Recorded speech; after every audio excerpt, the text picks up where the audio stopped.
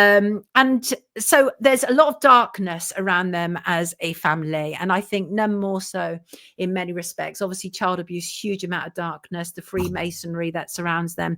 But one of the things that I absolutely hate, and this is where it starts to get personal for me, and another reason to abolish the monarchy, is how bloody bloodthirsty they are. How bloody bloodthirsty they are.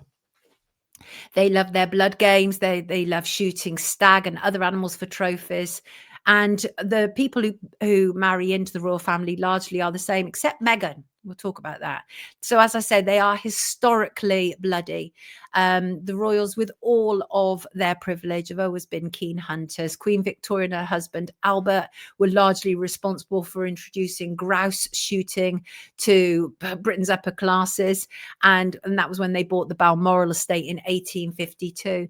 There's an infamous picture, and the other thing that always made me so upset about these people was that they kept like Prince Philip as one example. He was made the head of the World Wildlife Fund, and Harry and William as well. Even though they're all bloodthirsty, they are given patronage roles in conservation, which is so sickening. It tells you so much about the sicknesses that we are dealing with. But let's just that's probably not going to bring it in for me. Let me just move that over a little bit. This, I think, is such an important image, and I think it tells us a great deal. I've even got my own file called the Bloody Royals. Royals and Blood. There you go. Let me just find this infamous picture. Oh, maybe I have moved it, which is a pain in the butt, because I actually do want to find that. There was an infamous picture of the Queen and Prince Philip, and I remember it as a child, and they're in India, if I remember correctly, and they have just slaughtered a tiger, and it says so much about them. And then a year later, here it is. This is the Queen and her blood sports. It says so much about them. Let me just get Harry's animal abuse. It says so much about them, this image, which is why I wanted to find it. Because look at the pride they have while they are standing over this beautiful, incredible, majestic, but now dead creature. And that was taken in 1961 with Queen Elizabeth and her husband Philip. And that was with the Maharaja and Maharani in India, and they literally just murdered this poor tiger. And in that same year, that was when Philip was made president of the World Wildlife Fund. Try not to puke at the sheer hypocrisy of it. It's absolutely disgusting. Fast forward to the current day, and the Windsor estate is like a bloodbath. It's like a bloodbath out there. It's essentially one big hunting and shooting playground paid for by the public. And Philip was such an avid killer of animals that he was patron of the British Association for Shooting and Conservation for more than a century. And he was instrumental in turning the Sandringham estate in Norfolk into what the shooting industry calls one of the premier wild bird shoots in the country. In fact, he reportedly murdered his target of 10,000 pheasants during a 7-week stay in 1993. And Sandringham is the site of numerous incidents of wildlife crime. Protect the Wild, a grassroots group, point out. That includes the murder of birds of prey. The gamekeepers are responsible for horrendously cruel trappings of numerous mammals and birds, including a well-reported little owl who died in a trap in 2020. And Sandringham has been linked to the deaths and disappearance of a string of legally protected birds over the past 2 decades. But these people, they love their blood. They love it. And they have a ritual. Are you familiar with the blooding ritual? Which is not exclusive to the royal family, but they have a blooding ritual, which Harry actually talks about. Because these people are so bloody weird. Let me just get... oops. There we go. Harry, let me bring in Prince Harry. Harry famously, have I got him listed there? There he is. Harry and his blood sports. Harry has been a famous one for blood sports until he married Meghan. I mean, massively so. Here's just some brief images of Harry loving his blood sports. And so the thing is, once Philip had gone, it's important to note that just because Philip had gone with all of his love of blood and gore, all of his heirs are exactly the same. Harry is the same. Charles is the same. In fact, Charles absolutely loves the Sandringham massacre. And there's absolutely no reason for anybody to believe that the blood rituals that the royal families have indulged in for a very long period of time involving animals is going to end. There's no reason to believe it at all. They have a traditional royal family Christmas gathering and traditional Boxing Day shooting spree. These people are bloodthirsty. Animal Aid sent a Freedom of Information request and found that more than 7,000 mammals and birds were murdered on royal land in 1 year. And among that number were thousands of foxes and corvids that were killed in order to what we've been told, this is where they lie, to protect the estate's pheasants from predators. It's all a lie. They have this, they sell us this idea that they kill animals because it's good for wildlife and conservation. That's ridiculous. I don't care who says that. It's ridiculous. That's like saying we must get rid of humans because it's better for the world, which is also their mentality. They think about humans the same way they think about animals, and they hope that the rest of us will buy their shtick, and we don't. You know, one of the things that Charles loves the most, though, he loves fox hunting the most. He loves fox hunting, old Charles. And they want to make us believe that he's not doing that sort of stuff anymore. That's not happening. That's a lie. They are still absolutely doing it. These people do not love animals. They only love them to murder in cold blood. That's what they love. Here's Charles, typical Charles picture. And he likes to lie about it. I'm not sure whether this is the Duke of Rutland's hounds, but it's one of them. That might be the Melton Mowbray one. I'm not sure. But here's the thing where it gets personal for me. I was born about 10 miles down the road from Charles's gaff in Highgrove. I was there before him, by the way. He lowered the tone when he moved in. But Gloucestershire, where I was born in the Cotswolds, is a deep royal county. It has the Royal Agricultural College there. And it's proper royal county. That's what it is down there. And why have I just done that with my image for some reason? That's odd. And this is why it gets personal and why I loathe them so much and why I think that their bloodthirstiness is enough reason why we should abolish them. So my first activism at Leven was blocking fox hunters who wanted to go down a towpath. And their hounds had scented a fox and they wanted to follow the fox down, and I refused to let the hunters through.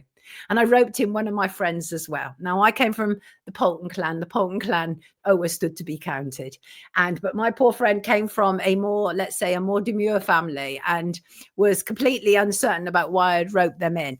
But I love foxes very dearly and very deeply. And I will briefly show you. I'm not going to show you the whole video, but this will just give you an indication of how much I love foxes. This is my voice. Oh, no. Oh.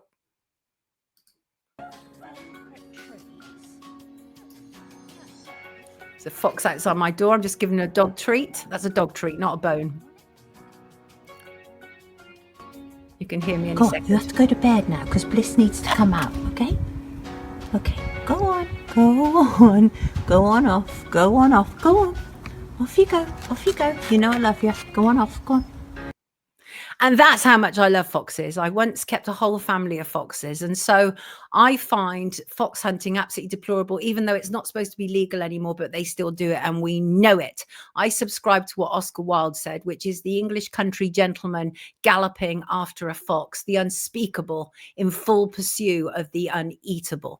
And I completely agree with him. They are as bloodthirsty as it gets. But I do want to talk about Harry because Harry has talked more extensively about it. Now, maybe one of the reasons why Harry is now prepared to reveal some of their weird rituals is because he's married Meghan Markle and he is now said to be the only one who has kind of turned in his back on the thirstiness of his former life. So, and what's awful, of course, is that in terms of Charles, we have a king who argues for conservation and has even been called an environment radical by National Geographic. But these are bloodthirsty murderers changing our countryside. Charles even lobbied Tony Blair, by the way, back in the early 2000s. Charles was one of the people who lobbied Tony Blair not to ban fox hunting, calling the blood sport a romantic relationship with dogs and horses. Shut the F up. That's today, shut the F up. And he argued that class war was at play. And he wanted to change the narrative. He wanted to make it seem that it was oiks like me, working class oiks like me, that had a problem with it. No, any decent person has a problem with fox hunting and the blood sports. And Charles even messaged Tony Blair saying, if the Labour government ever gets round to banning fox hunting, I might as well leave this country and spend the rest of my life skiing. And Charles took his sons shooting and killing from a very, very early age. And the reason that I want to, as I say, refer to Harry is because he appears to have said much more than the others. So at the age of 11, Harry was smeared with blood by his nanny, Tiggy Legg Bourke, who was rumoured to be having an affair with Charles at the time. All the mainstream media were always alluding to it. And according to Harry's account, what happened was the nanny smeared blood. So it was a rabbit. His first kill was a rabbit. And the nanny smeared blood on Harry's face, marking the first time that he was ever blooded, which is the idea is that you get blooded after you have taken a life. These people are psychos, right? And Harry has also talked about how one of his guides shoved his face in a deer carcass. I kid you not. So I don't know how graphic I can be here. So this was when he was at Balmoral, and he recalls stalking and killing a deer, and his guide shoved his face inside the carcass and filled his mouth with the animal's blood and guts. I mean, what? And Harry was a child, unnerved by it. And the guide, whose name he doesn't reveal, tells him, let it dry, lad, let it dry. Probably Charles. And Harry goes on to describe it. He said, placed a hand gently behind my neck and pushed my head inside the carcass. I tried to pull away. Oh, Sandy. But Sandy pushed me deeper. I was shocked by his insane strength and by the infernal smell. My breakfast jumped up from my stomach. After a minute, I couldn't smell anything because I couldn't breathe. My nose and mouth were full of blood, guts, and a deep, upsetting warmth. So what Harry experienced is blood sport. It's, as I say, tradition known as blooding, and it's not limited to deer stalking or any particular animal. And it is a tradition. It extends back centuries in shooting and stalking. The idea is that a person's face is smeared with blood of the first animal that they kill.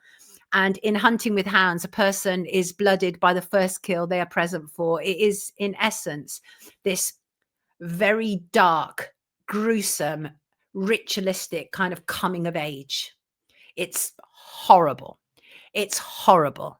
And as I say, bloodthirsty people lie about what they are doing. Anyone who is anti-hunting will know that every single blood sports enthusiast in the UK attempts to hoodwink the public about what they are doing. They tell the same lies, good for conservation. So, but much of his early life, Prince Harry was actively involved in the annual fox and grouse hunting tradition that took place on Boxing Day.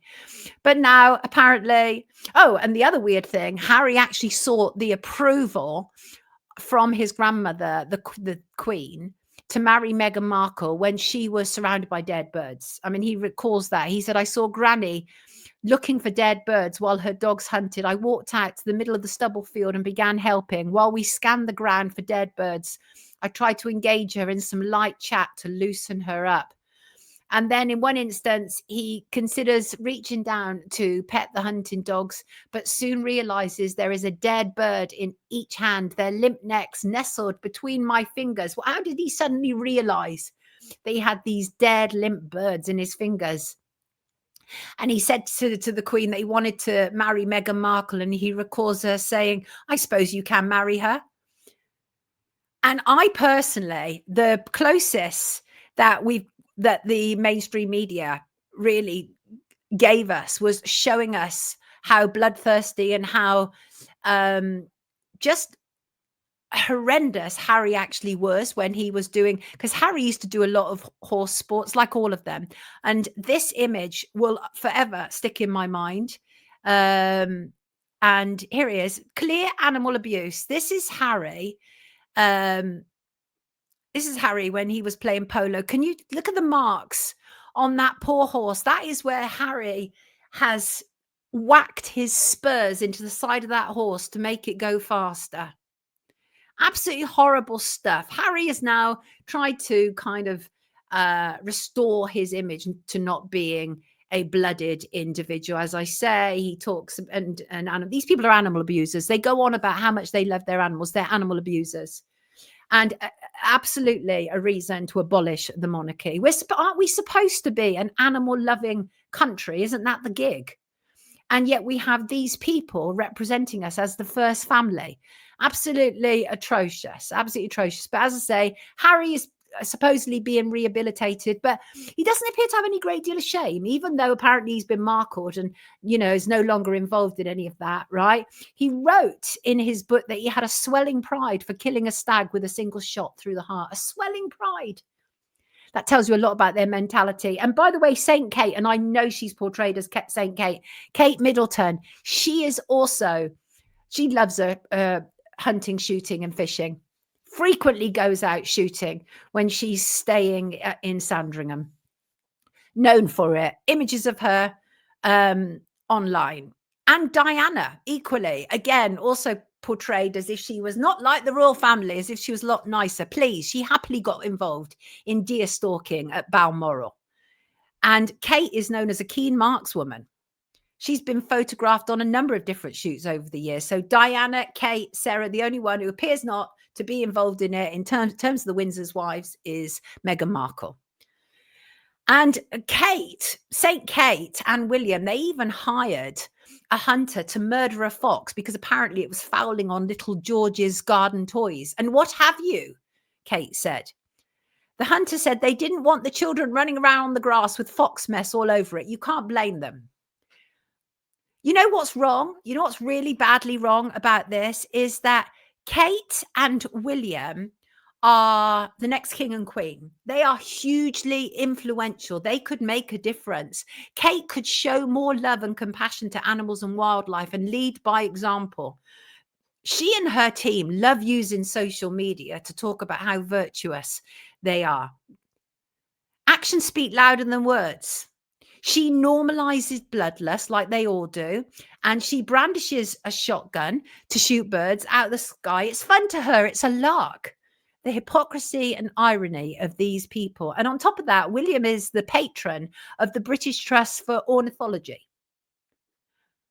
the study of birds. And he took over from his trigger-happy grandpa, Philip. For goodness sake, it makes me so sick that these bloodthirsty bastards are given these roles as patrons of conservation and animal charities. It's disgusting. The problem is for the kids is they're indoctrinated from a very young age, William and Kate introduced George to grouse shooting from a very early age, probably has done the same with the other two as well.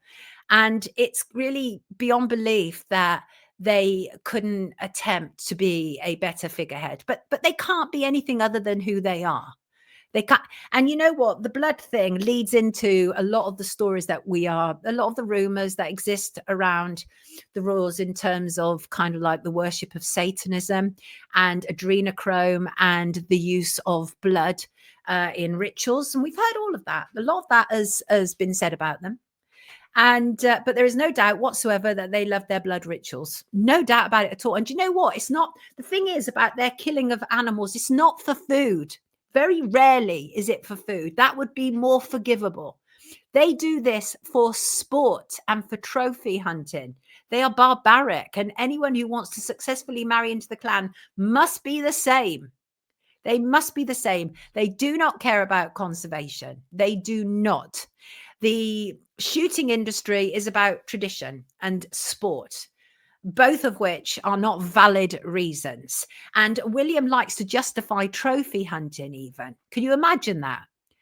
And he talks about when an animal is infertile and at the end of his life, if somebody out there wants to pay that money, and it wouldn't be me, but if somebody did, then as long as that money goes back into the protection of the species, it is a justifiable means of conserving species that are under serious threat. They're under serious threat from bloody bastards like you, right? That's how they are under serious threat. So yes, their bloodlust is another reason to abolish the monarchy. It's time to wake up with Sonia Poulton.